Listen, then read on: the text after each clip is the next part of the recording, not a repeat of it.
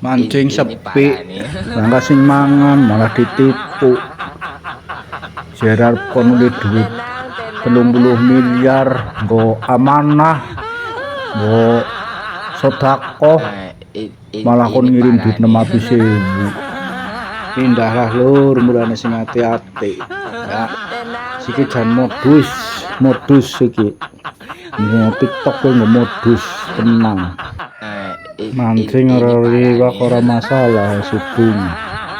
Tapi jan kanu penipuan kuwi jan kudu hati-hati. Pinter mawi siki penipuane jan jos. Siki nek ana modus wong arep awe duit kok ngirim duit kuwi aja ngandel, aja percaya lur. Apa man kon ngirimi alamat ini dan itu temenan.